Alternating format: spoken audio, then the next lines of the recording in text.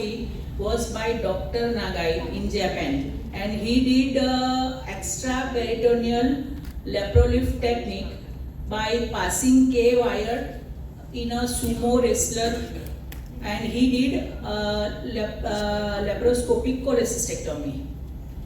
It was done in 1992, but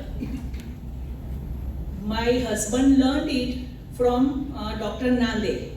Dr. Nande is a surgeon who is doing just laparoscopic surgeries, and he is doing only he is using this laparolift technique, extraperitoneal laparolift technique, only for laparoscopic cholecystectomy. So my husband, Dr. Abhijit Mahaskar, learned this technique from him. But then he modified this technique. So he is using this extraperitoneal laparolift technique without using carbon dioxide gas in all type of gynec and other surgical surgeries. So in this I will show exactly the video presentation so you can understand how it is used. And in Western countries they are using intraperitoneal laparolift technique just by putting the fan-shaped retractor inside the peritoneal cavity. But the main problem is in this patient, I think hole which is created is very big, and many a time that fan-shaped retractor disturbed the laparoscopic view. But in extraperitoneal laparolift technique, we are just lifting the abdominal wall. So this type of technique, no retractor is inside the peritoneum. So it will ease our laparoscopic operative field. So now you all will think we all are expert here in doing laparoscopic surgeries. So why should we learn?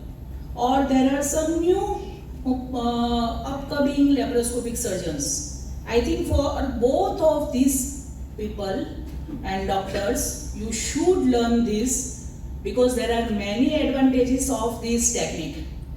There is no intra-abdominal pressure, so we can do this surgery under regional anesthesia without using general anesthesia. We can do it under spinal. Then there is no use of carbon dioxide gas, so there is no risk of hypercarbia, cardiac arrhythmia or hemodynamic instability. And I will show in the technique that the first trocar incision introduction is very difficult for so many people, and there are high chances of complication in first trocar insertion.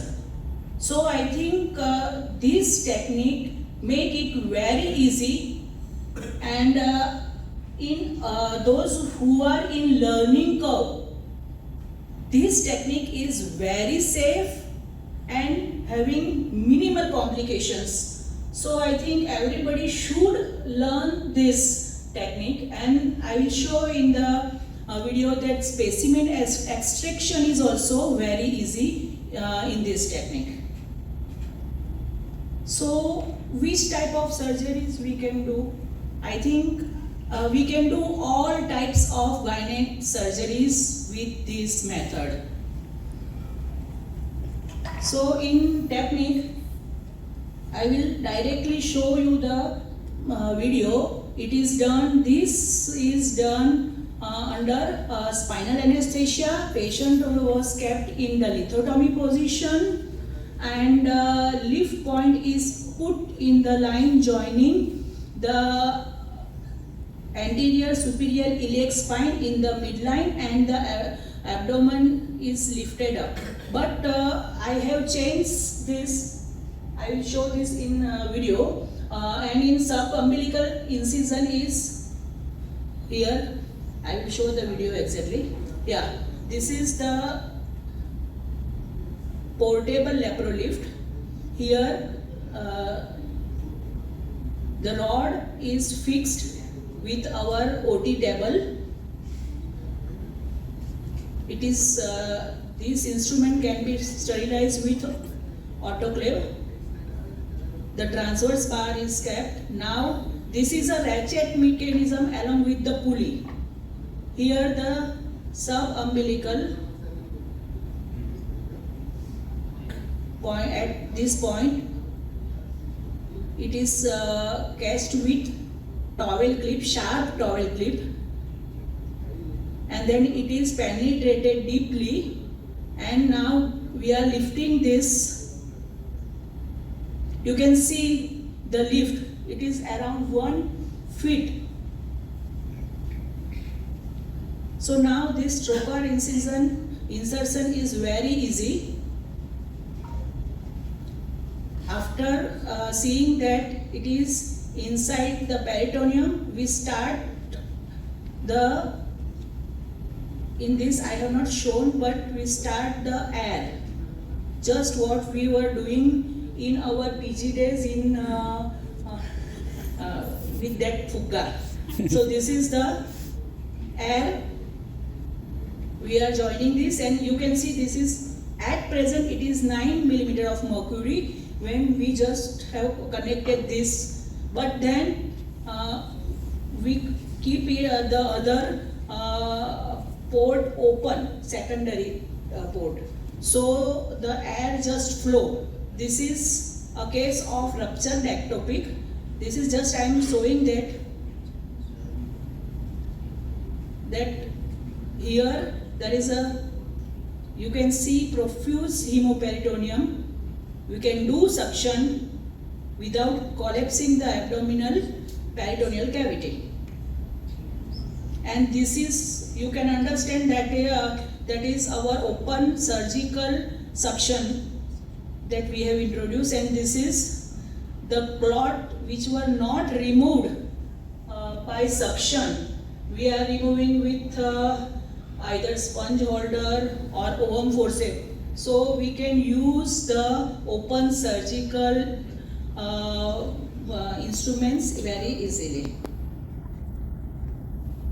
So through this, I think you have understood it properly, that in this the pressure that was created inside the peritoneal cavity is around 4 millimeter of mercury. So there is no increase in intra-abdominal pressure, and it is safe for cardiac patient, COPD patient. I think those who are doing regularly laparoscopic surgeries in Valsad and in South Gujarat, they are also calling my husband, Dr. Abhijit Maskar, for this type of laparoscopic surgery in the patient. Just before 2-3 months, that patient was having only 20% ejection fraction, cardiac problem. So in this type of patient, this is very, very helpful. Otherwise, we need to go for open surgery in those patients.